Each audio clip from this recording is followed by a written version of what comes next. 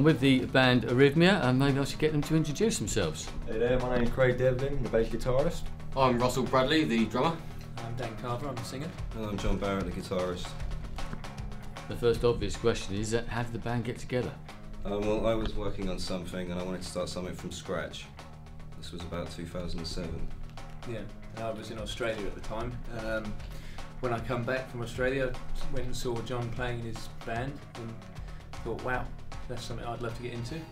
And yeah, the rest is John. I joined in early 2008 and answered an advert that John put in the Friday ads, and yeah, they came round mine once and kind of just went from there. And I'm the last piece of the jigsaw. I came in December 2009, November time, and really liked what the boys were doing. Me and John met up a few times before and John got me down. So the name Arivmia, because you spell it A-R-I-V-I-M-A. That was good, wasn't it? So that's quite an unusual name. So where does, because it conjures up rhythm and hearts and that sort of, so where does the actual name come from? My sister works as a heart specialist, and the name came from the fact that I overheard a conversation she was having, and she said the word arrhythmia, and I just thought that's a great name for a band, and a couple of years later it became useful. So where did the influences of the band come from? Well, my personal influences started with grunge, heavily into Nirvana, Alice in Chains, heavy rock bands like Guns N' Roses, Iron Maiden. Nirvana initially, and that kind of grunge scene, and also like Radiohead, Led Zeppelin and bands of that style. Smashing Pumpkins, Deep Purple, Audio Slave.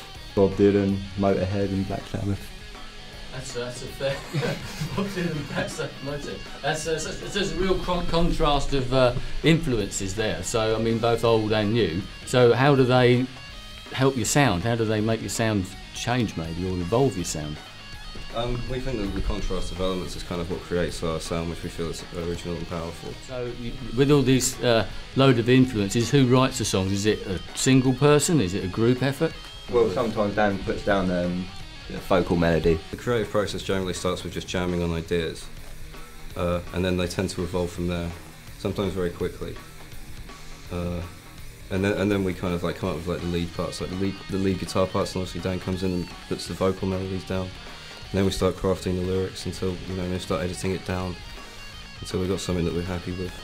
So it is a real group effort rather than having like so many bands do, just having a single sort or just a pair of songwriters. So what's next for the band? What are you hoping to achieve? Every band's got their own ideas, their aims. So what are yours? World domination or? I think any band that wants to succeed in music could say world domination, and that's fair enough.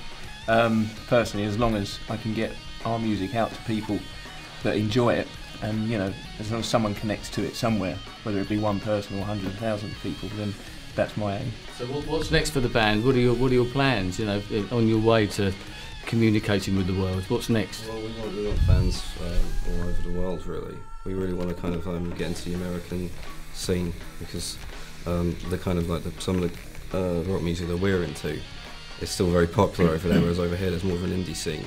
Anywhere in Europe, really, Germany and places like that, are still heavily into rock music, still having fantastic festivals, you know, Wacken Festival in Germany, great bands, but I don't think England at the moment is quite caught back into that style of music. So I want to get rock music to be having a good kick up the backside, in my opinion, because it seems to be slumping in a way, where there's not many bands around these days that are massively famous. I've struggled to find fibre in this like generation that have not really done much. There's not many bands around. We always have to look for the old school people to come out and do their music, which I don't think is the case. Should be brand new people coming in. I think we're more diverse than other acts. We can do a whole range of material, from kind of acoustic folk style music to kind of heavy metal and, you know, more aggressive side of things. I think we covered a broad spectrum of tastes. Well, I think our stage show is so strong and stuff. People just really enjoy it, even if they're like, it's not that kind of their kind of music. If they have like indie taste or whatever, they're still going to love the live show because of how much energy we put towards it. And you can see out of all four of us that we just love to play music. All of our energy from our songs is expelled at our gigs, and I think nearly everyone that comes to them leaves probably just as exhausted and buzzing as we do. We've just recorded an EP which we're hoping to get out to people. Hopefully start to show people outside of our area what we're capable of doing.